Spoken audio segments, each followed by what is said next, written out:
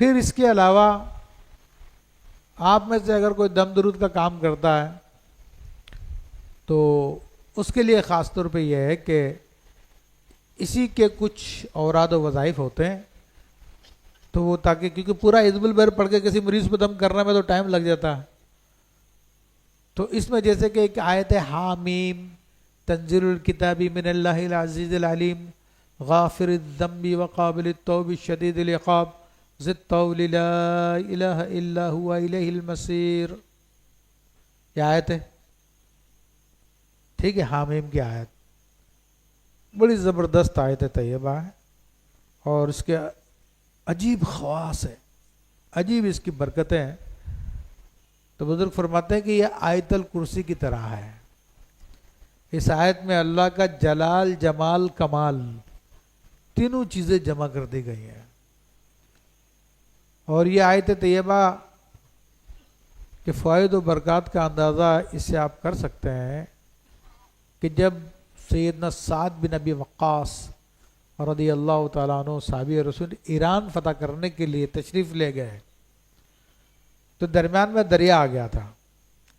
جس کو پار کرنا تھا۔ اب مسلمانوں کے پاس پار کرنے کے لیے کوئی کشتی نہیں تھی، تو حضرت سعد بن ابی وقاص رضی اللہ تعالی عنہ نے یہی آیت پڑھ کے پانی پہ دم کیا اور اپنے ساتھیوں سے کہا، صحابہ کرام سے کہا چلو پانی پہ گھوڑے ڈال دو۔ تو صحابہ کرام نے جب اپنے گھوڑے ڈال دیے تو گھوڑے کے پانی کے اوپر گھوڑے ایسے چل رہے تھے جیسے زمین پہ چلتے ہیں، اور پانی کے اوپر ایسی آوازیں آ رہی تھی جیسے روڈ کے اوپر ٹپا ٹپ ٹپا ٹپ ٹپا ٹپ گھوڑے کی ٹاپ کی آوازیں آتی ہیں نا، تو اس طرح سے آوازیں آ رہی تھی پانی کے اوپر۔ سب نے دریا کراس کر لیا۔ پھر آپ نے پوچھا کسی کی کوئی چیز پانی میں گری تو نہیں؟ تو ایک نے کہا میرا کنگا گر گیا، ایک نے کہا میرا پیالہ گر گیا۔ آپ نے یہی آیت پڑھی، دریا کو حکم دیا کہ بھئی یہ دونوں چیزیں واپس کرو، تو دریا نے وہ دونوں کے دونوں چیزیں واپس کر دی۔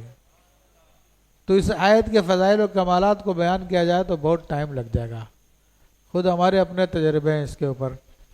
تو اس آیت طیبہ کی آپ ریاضت کر لیں، تو اس کی ریاضت یہ ہوتی ہے کہ کم از کم اس کو آپ 5000 دفعہ پڑھ لیں، اور روزانہ 500 کر کے پڑھ لیں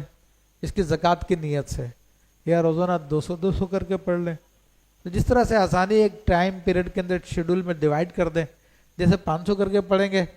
تو 10 دن میں 5000 ہو جائے گی، ٹھیک ہے نا۔ اگر 200 کر کے پڑھیں گے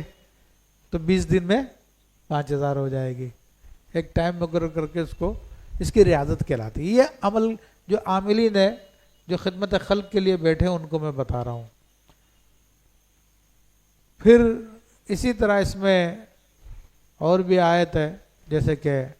فَسَيَكْفِيكَهُمُ اللَّهُ وَهُوَ السَّمِيعُ الْعَلِيمُ، تو اس کا بھی سوالات کا چلہ کیا جاتا ہے، تو پھر آپ لوگوں کو یہ آیت لکھ کے دے دیں، تو جس کو دیں گے انشاءاللہ اس کے امراض جادو جنات وغیرہ سب کے سب درست ہو جائیں گے۔